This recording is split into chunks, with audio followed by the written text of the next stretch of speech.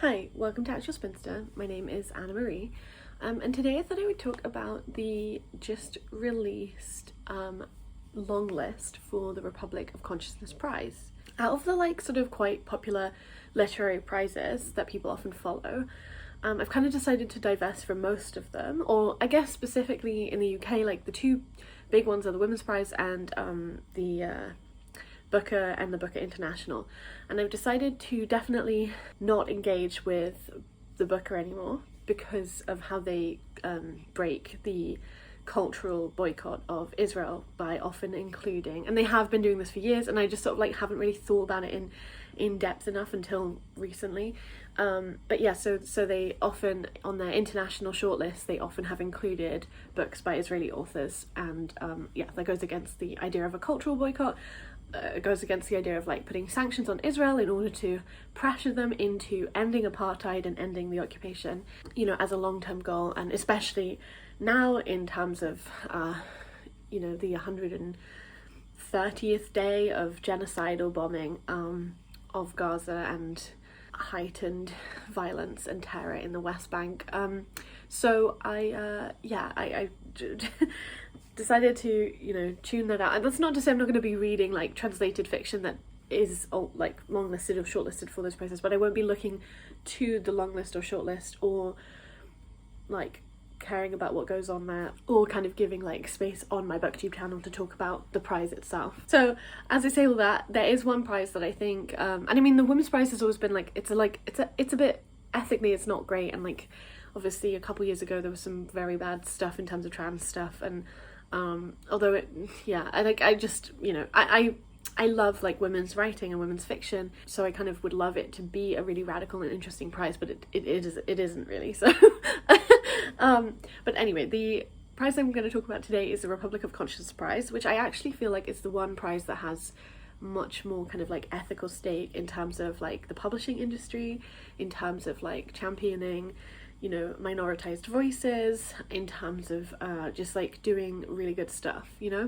Maybe that will change, maybe that's not totally true. I guess it's also that I definitely feel some of the presses that it supports, so it's a small press focused experimental fiction prize, I feel a lot of the presses that it is awarding by putting on the long list are often really great. And for example, I really liked I read something that Tilted Axis Press wrote months ago now, I guess, on Palestine, which I just thought was really powerful and really great, that they were using their voice, but also kind of was evidently part of their overall publishing mission to be decolonial, to be critical of projects of imperial nation states and of war and violence, and to prioritize liberation.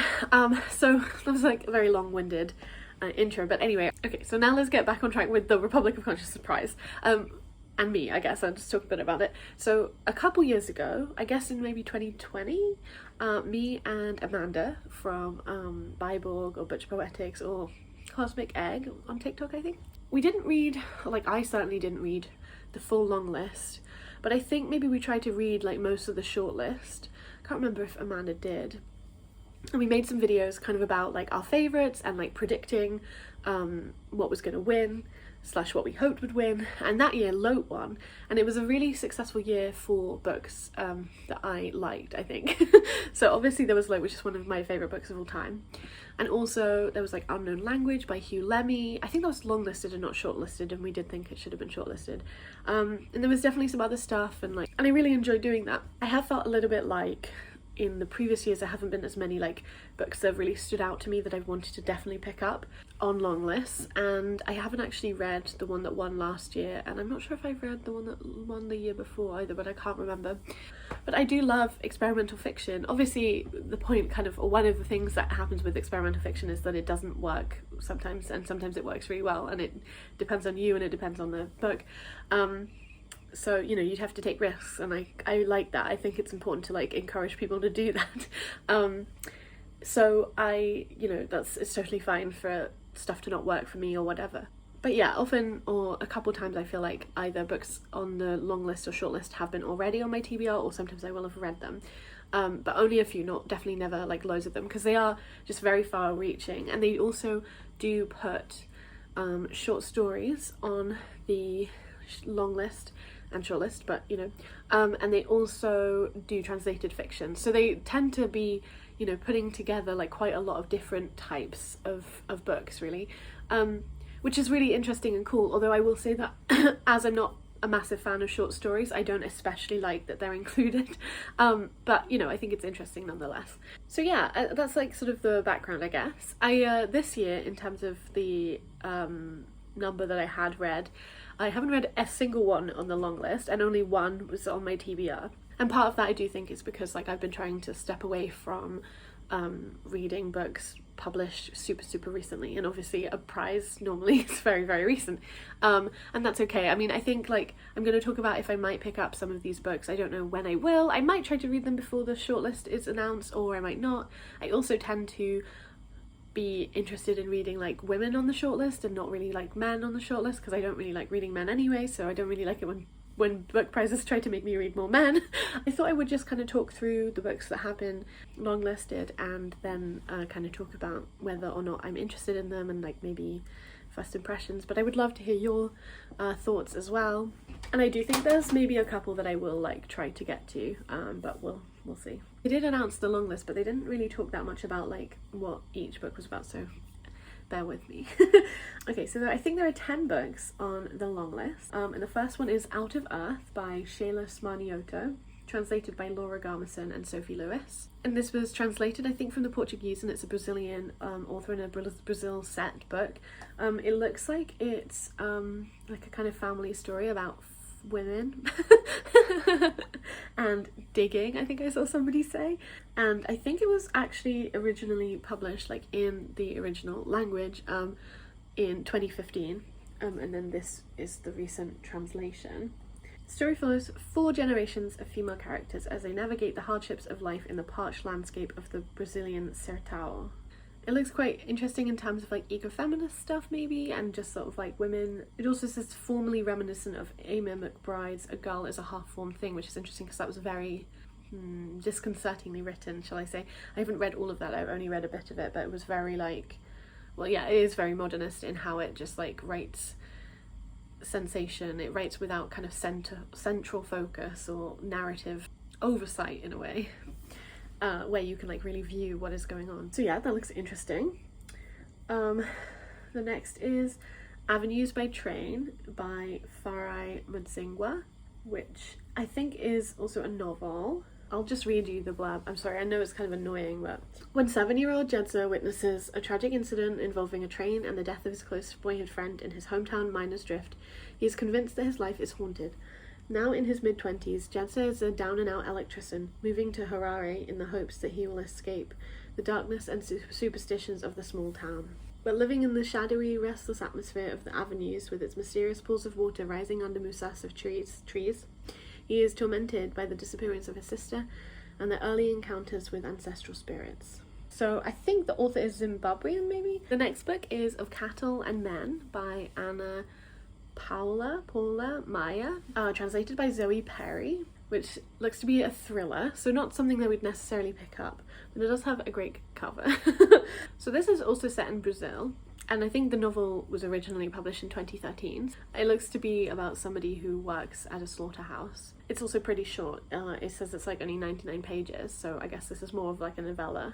Yes, and it looks like in that setting, in a slaughterhouse, there's potentially murder and madness. Yeah, I'm not sure if I will pick this up. It doesn't particularly seem like something I'd want to read, but yeah, maybe. Probably no though. Yeah. The next book is a collection of short stories, and that's Truth and Dare by So Meyer, published by Cypher Press, which is cool. I haven't been saying all the presses, sorry, but I guess I've just been thinking a lot about Cypher Press recently, which is why I said that. I mean, a lot of the presses are very distinctive in how they design the covers, so I feel like if you're tuned in at all to like indie publishing, you'll be able to recognise like Cornish mermaids take to the football pitch to protest warming seas. Trans students in Manchester searching for the perfect dick accidentally warp the fabric of space-time. England's worst pogrom comes from York's particle collider powered by bread and gender energy. On Bournemouth Beach, a storm delivers an ancestor across oceans of time to sire a drowning descendant. The devil stands a drink at London's famous gay pub. The Black Cap, while Artemis, in the guise of Joan of Arc, roams a life or death night in East Sussex. Remember the Witchcraft Act of 1927 and the refugees that fled via cinema to defend the Republic of Catalonia? Of course not. It's been written out of history. This is England, but not as we know it. It does look fun and interesting, so I think I will try to get to it. Even if, I don't know, there's just something very unsatisfying about short stories, I feel like. It's just hard to, like, you know, sort of get into them, or like, once you're into them, they end because they're short stories. Or you're just like expecting more of them, and then they like give you just enough to, like, I don't know, tantalize you a bit, and then they disappear. It's like wanting to eat a meal and then having a snack instead. So the next one on the list is actually, it's very interesting to me. So this is Summa Chaotica by Ventura Ametla, which is translated by Douglas Suttle. This, I think, was published originally in 1986. It's like 550 pages, so quite a chunky one. But this looks to be a book about like a young boy growing up through the Spanish Civil War. It says, blending fact and fiction, legend and history, Summa Chaotica is a tour de force. The book begins with the discovery of a tattered text belonging to the anti-historian Pater White O'Sullivan, and it is his text that the reader is reading. He tells the story of the creation of Anamorphous, formerly Protomorphous, as he begins his life before being born into the village of Powell. From here we follow his life as he grows up and witnesses, often from a child's point of view, some of the most important events of the 20th century. I mean, I wouldn't be like that tempted by a book that, again, like is from the perspective of a boy / man, but it does seem kind of interesting. And I definitely talked about this before, but I have an interest in the Spanish Civil War. So it's, you know, I'm always tempted to read stuff that are, that is about that or references it in some way. Next is another collection of short stories. That's Barcode by Christina Toth, translated by Peter Sherwood. The judges of the prize said this about it: sharply observed, surprising explorations of identity, community, guilt. Each story swerves in a fleet, deliberately discombobulating fashion. Wonderful prose work from a poet. I'm sorry, I feel like I put commas where there shouldn't have been commas there, but I'm not going to reread that. So they are all set against the backdrop of Hungary's socialist era in its declining years. So potentially translated from the Hungarian? Yeah, it looks like it. So actually, that has made me more interested in it. Yeah, I mean, I still wouldn't be prioritising, I don't think, and definitely not before a shortlist announcement. The next is May the Tigress Grieve For You by Emilienne Malfato, translated by Lorna Scott Fox. This is also a short book. It stages the ambiguities, hesitations, fears, and all the grey stuff that makes us human, poetic yet powerful in political statement, which doesn't really tell you anything about what it's about. So, rural Iraq, during the war against the Islamic State, a pregnancy out of wedlock, the young woman knows her fate is sealed. In crystalline prose, May the Tigress Grieve For You enters the minds of all protagonists before and after death. Fragments of the legend of Gilgamesh, the Mesopotamian hero who carries along the memory of the country and its people, punctuate the family member's short monologue, spaced with the mythical voice of the Tigris River, who has seen it all. That actually does seem good. It is like 80 pages, so again, it's definitely more of a novella. But I think I will try to get to this. It seems, yeah, very interesting, if potentially very sad. Okay, so next we have a book that I do have on my TBR, and that's My Work by Olga Ravin, translated by Sophia Hersey-Smith and Jennifer Russell. The reason I have it on my TBR, well, two reasons, I guess. One is I read an Olga Ravin book that I really liked. I loved The Employees by her. And I also am interested in books about motherhood, and this is that book. I think it's a kind of meditation on art and motherhood as well. Yeah, so I think it just is exploring motherhood and like the difficulties of motherhood. I did see somebody who had read it who was kind of criticizing it for not really deeply engaging with that, so more being kind of like surface level, it is hard to be a mother kind of talk, as opposed to like taking it seriously as like a political position in patriarchy and in terms of kind of the like structural subordination of like women's work, mothering, under capitalist patriarchy, and kind of like the family as a producer of workers, and as as part of like a sort of genuine and deep criticism of like motherhood as a position. I'm not sure that I made much sense there, but I'll try to find the review. It was on Instagram, so I'll try to leave a link to it in the description box if you want to check it out. But I still would like to check it out. I mean, it did, after reading the review, it did make me be like, yeah, maybe this is less interesting than I thought it would be, but we'll see. Obviously, I might think it does deal well with,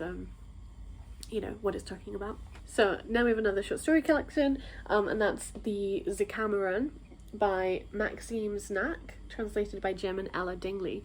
I actually think this translation pair, they translated another Belarusian book that was on, I think that was on the Republic of Consciousness longlist the year that me and Amanda read it together, because I think I sent Amanda a copy of the book.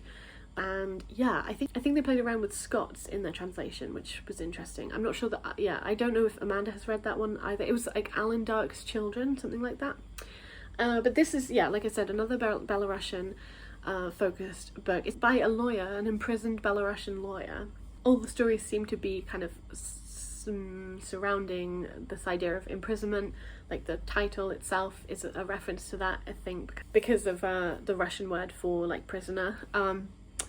There's 100 short stories in it apparently, and obviously also from the name you can tell that it's inspired, or at least like referencing the Decameron, which is also a compendium of stories from the 1300s, I think. I sort of feel like the political context is more interesting to me than the actual sound of it, but I might check it out, but I might not. The last one on the long list is one I am interested in reading, and that's The End of August by Yu Miri, translated by Morgan Giles. And this is a historical fiction novel that I think begins in the 1930s in Japanese occupied Korea. It also seems to be about running, which is interesting. So yeah, it says Lee Woo-cheol was a running prodigy and a contender for the upcoming Tokyo Olympics, but he would have had to run under the Japanese flag. Nearly a century later, his granddaughter is living in Japan and training to run a marathon herself.